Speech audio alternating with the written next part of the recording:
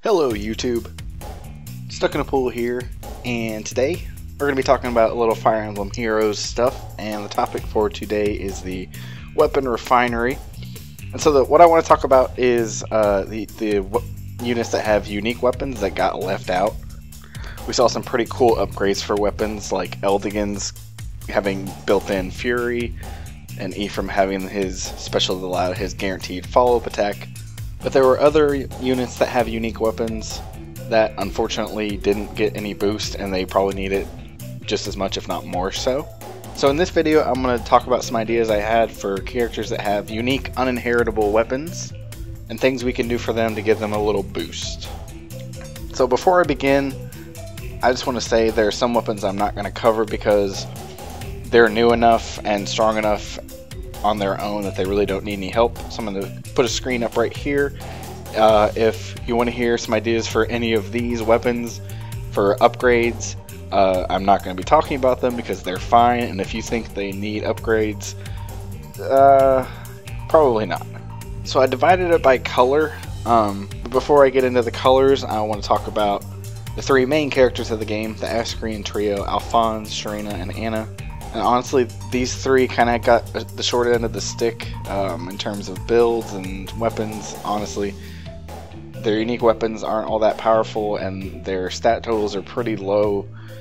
Honestly, with these guys, you really don't have any reason to use them besides the arena bonus or for quests.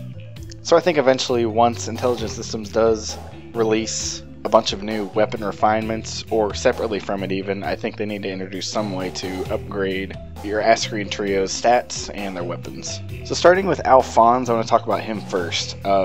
First of all, his stat total sits at about 157, I believe. So honestly, if you gave him about a 4-point boost, that would put him above a lot of the common units, but still below the likes of Joshua and Erika.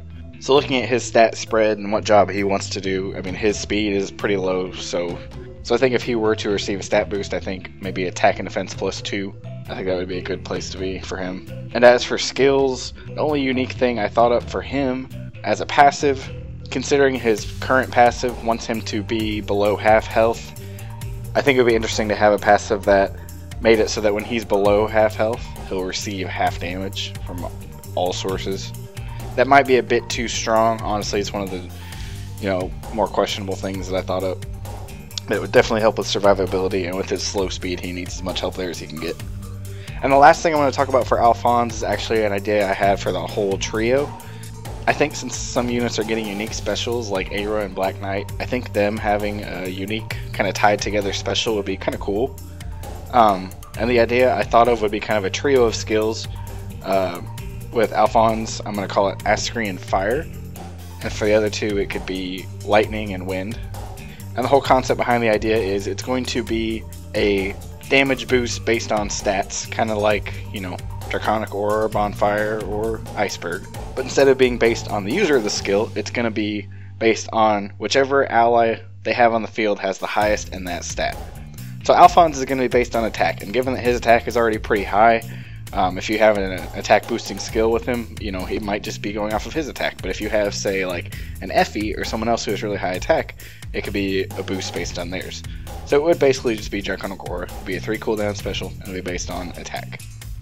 And I think this idea was kind of neat because with the whole concept of them relying on other heroes so much, I thought it was kind of fitting. So the second of the trio is Serena. Looking at her BST, I believe it's 158, so it could, you could reasonably raise it up by about 4 points. It would be about the same level as Donald, which I realize that Donald has the trainee boost, but I feel like since these are the main characters in the game, if you're going to put the effort to get them up to 5 stars, and the game wants you to encourage you to use them, I think making them on the same level of other boosted characters honestly isn't too far out of line. So looking at her stats, I think the two stats she would benefit most from are speed and defense, so I think giving her those would be a good place to start. And I feel like for these three, unlocking these special weapons and stat boosts should come from like kind of an intermission type thing like they had before with their before you could unlock their refinement and the Sacred Seal Forge. Serena's role typically is more of a supportive one, so I feel like giving her drive, defense, and resistance 2 kind of effect like the New Year's units have would be a good fit for her. And I mentioned the Ascarian trio of skills. I said she could have lightning, and I think that would be best if it was based on her highest allies resistance or defense, either one. And the third of the trio being Anna, and her BST is the same as Serena's, so once again you could justify giving it a 4-point bonus to put her up with the other slightly boosted characters. And I think her 2 most important stats are her attack, because honestly her attack is kind of low and she could use a boost there. Her speed's already pretty good, I don't think she needs a boost there. And I'd say just boost up her resistance a little more, so her defense is kind of low, and just give her a little more ability to fight mages and dragons. And as for her passive, she already has escape route, and I think going with the whole idea that Anna is everywhere all the time, I think it would be funny just to give her Wings of Mercy as well. And to finish up the trio of skills, Anna would have Ascarian Wind, and that of course would be a boost based on her ally's highest speed stat. Okay, so we'll go ahead and get into the rest of the heroes I want to talk about, starting with the reds. And there are a lot of reds and only a couple blue and green and colorless units. So bear with me here, we're going to be talking about a lot of sword users that need some help. So starting off, we're going to talk about the Binding Blade wielder, and that would be Roy. His weapon is... it was honestly really surprising to me that he didn't get a unique weapon refinement. His is pretty underwhelming, just a slight defense and resistance boost. So with each unit, some of my suggestions are going to be based on kind of their role within the game and how to make it a little better. And some are going to be based on how the weapon functioned in their base game and kind of draw some things from there. They could just further carve out Roy's role as an enemy phase unit and give him a bigger defense and resistance boost, maybe +4 on enemy phase. And I think if they were going to do that, they should give him something else to go with it. Maybe just a quick riposte kind of effect, or like a wary fighter effect or something like that. And of course, he is able to attack from a distance in Binding Blade once he's able to use it. So giving it distant counter honestly wouldn't be too far-fetched, but it might be a little strong for him. Okay, the next unit I'm going to talk about is Zephyr with his X-Axe. And same case for Roy, he is able to, in Binding Blade, counter from a distance, so, well, distant counter would make sense. But stacking that onto his current threat and defense 2 might be a little much, so they might just stick with that and maybe make it threat and defense 3 and give him some type of attack boost along with it, just maybe attack +3 or something like that. It would help him quite a bit. And if they want to do something a little different to kind of go along with his threatening presence, they could give him a guard effect built into his weapon. I think that would be kind of cool. Or make it so that he gets an extra cooldown when he's attacked. I think that would be cool if at the start of combat he just gains 1 extra cooldown charge. So the next weapon I'm going to be talking about is wielded by multiple units. That would be the Falchion. So it seems apparent that this weapon is going to get a buff fairly soon. I mean, a lot of people were justifying that as a reason why we got another copy of Masked Marth with the most current Tempest trial. So one interesting little fix that I thought up would be to take the Lightning Breath buff and basically just apply it to the Falchion. So that would be when you're in combat against a dragon, it would target the lowest of their defense or resistance and help against those higher defense dragons like Tiki and Naui. And honestly it would help against pretty much all the dragons because they tend to, with the exception of Fae, have lower resistance. But if they want to do something different, they could just refine its healing abilities a little more, make it heal more often, or make it heal for more, so make it every like 2 turns, or make it 20 health every 3 turns. Or if they just wanted to make it more of a kind of combat medic effect, basically they could just give it like a Heavenly Light effect. Instead of only giving 10 health to the wheeler every 3rd turn, they could make it so that it applies all allies on the field by 10 every 3 turns maybe. So moving on to the next weapon, we have the Regal Blade, and that is Lloyd's. And I personally was one of the most disappointed when Lloyd was released. First off, his art doesn't really match his personality all that much. His art's honestly good, it's not really Lloyd, to be honest. Yeah, and his weapon's not all that great either. As far as I know, it's the only weapon that has any effect that's based on your enemy having full health, and maybe the only one that has any effect based on your enemy's health at all. So if they want to keep it pretty much like it is, they could just increase the stat boost that he gets, You know, just double down and give him more attack and speed. Or they could give him just an innate resistance boost, like Joshua's weapon has.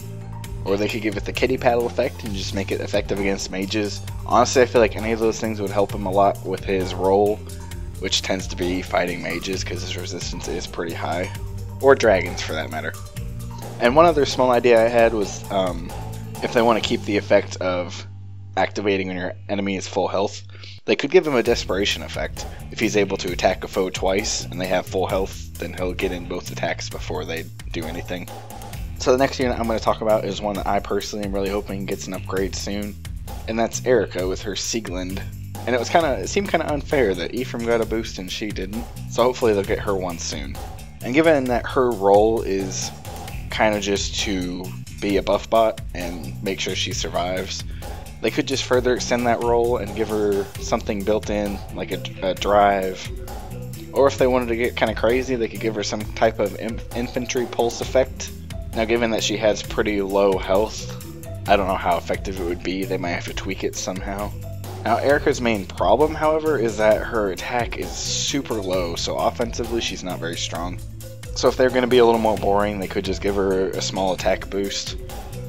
Or if they wanted to try something kind of cool and maybe potentially a little too much, they could make it so that she also receives all the buffs that she applies.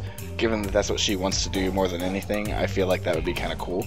That way, if she starts out a turn next to an ally at all, she'll automatically get +4 attack and +4 speed if you keep her own speed at the beginning of a turn. And the other thought that I had is that since this weapon is effective against beasts and monsters and sacred stones, the only tie-in really here is for it to be effective against cavalry and flyers, since we don't have any type of beast units yet, or any monsters for that matter. And this is the case for a lot of weapons, so I'm just going to go ahead and say now, I'm going to put in effectiveness against or nullifies cavalry and flyers, because honestly, making it effective against both of those movement types would be a little too strong, and I feel like nullifying them might not be all that effective, nullifying their boosts like Divine Naga. But I don't know, so I'm just going to go ahead and list both as it's kind of an option. Okay, so next, we're going to be talking about the Yato, wielded by Male Corrin. It definitely needs a boost. All it has right now is a darting blow effect. Gives him a little extra speed. And I won't lie, I didn't get all that into Fates, so I don't know a lot about the upgraded version of Yato. I know there are a lot of different versions, but I do know that it basically gave him a boost to most of his stats.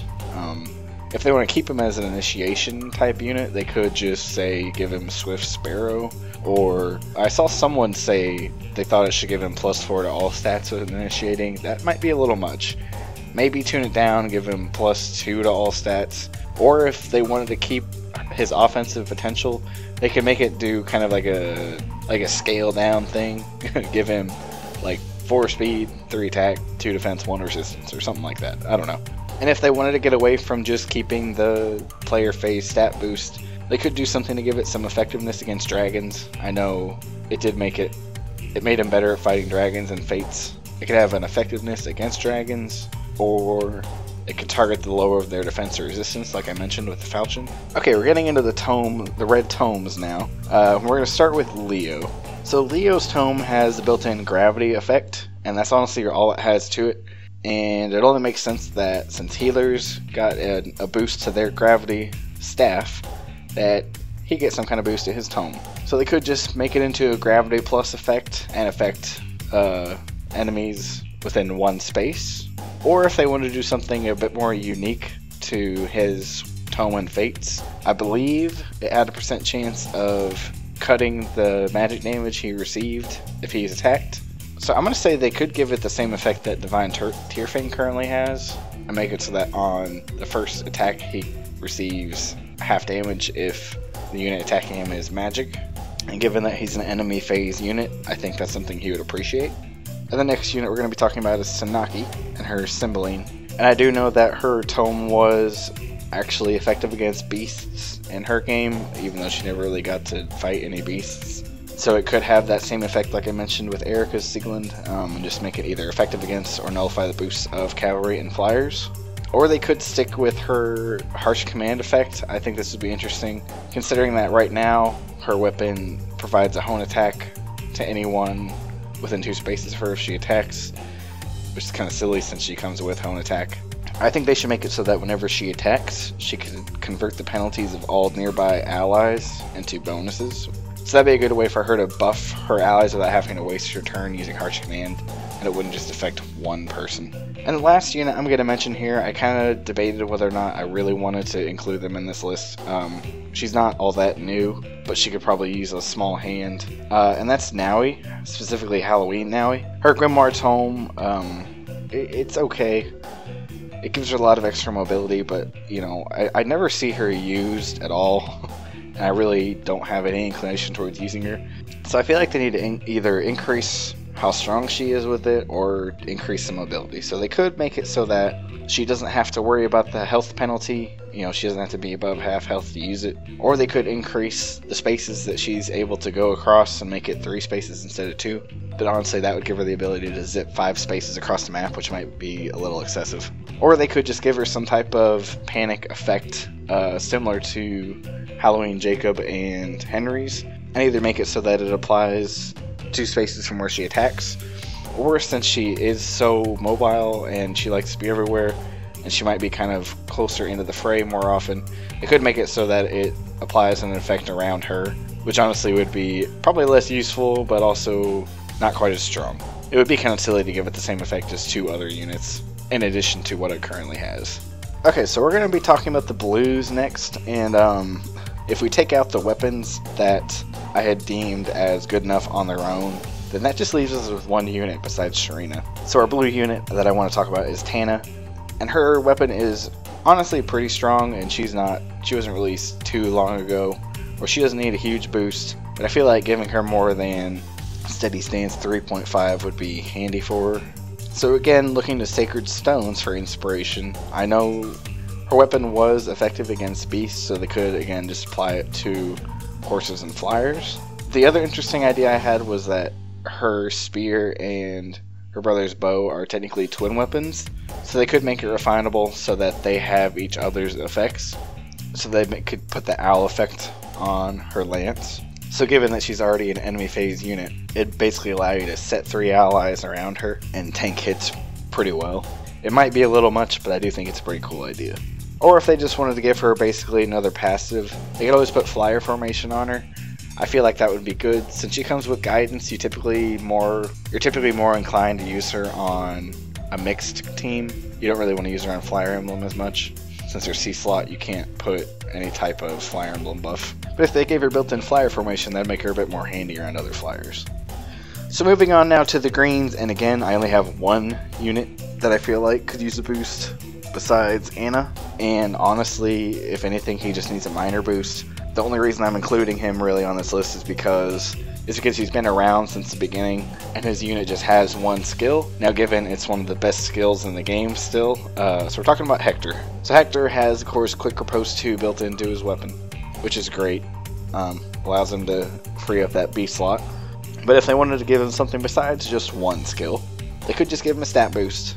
Or they could incentivize attacking with him and give him like Sturdy Blow maybe, I don't know. I feel like going towards his defense would be the best thing. Or they could make him a bit more supportive and give him some kind of built-in drive or spur defense, maybe. Either way, I feel like he definitely needs to be like a defense-oriented unit. So our last 2 units are colorless units. The first of them I want to talk about is the brother of our only blue, and that is Innies. So I already mentioned the whole idea of their weapons being twins and sharing effects. So his would give him 7 extra defense on enemy phase.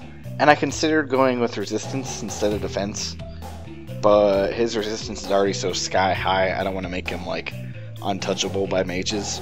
Whereas giving him extra defense honestly wouldn't help him a whole lot, but I could help him duel other physical units a little better. And again, you could include the effectiveness against flyers and horses if you want. And if they just wanted to give him another skill that would help him based on his current kit and stats, I feel like Defense Ploy would be the perfect fit for him if they wanted to give him that.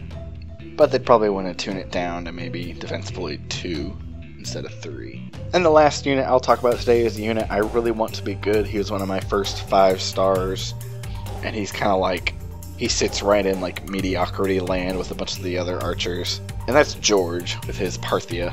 So I didn't play the original Nintendo Fire Emblem games with George in them, but I do know that he basically was able to use his weapon as a consumable, and it would give him a large resistance boost, and it would deteriorate over time.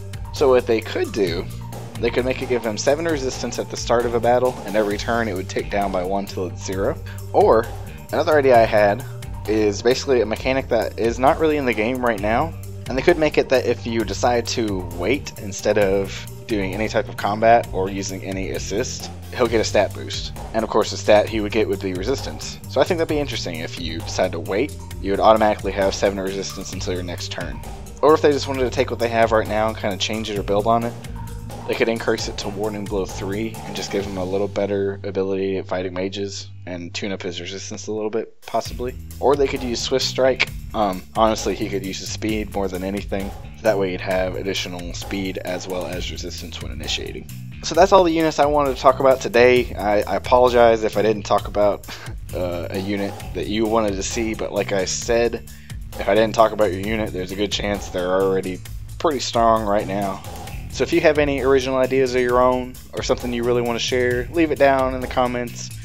Hopefully maybe someone from Intelligent Systems will be around, and maybe they'll scope out some ideas here and there. Who knows? But either way, hopefully we get new refinement options soon, because I can't wait to upgrade some of the units that I have. So thank you all for watching, and I hope I'll see you in the next video. Bye guys.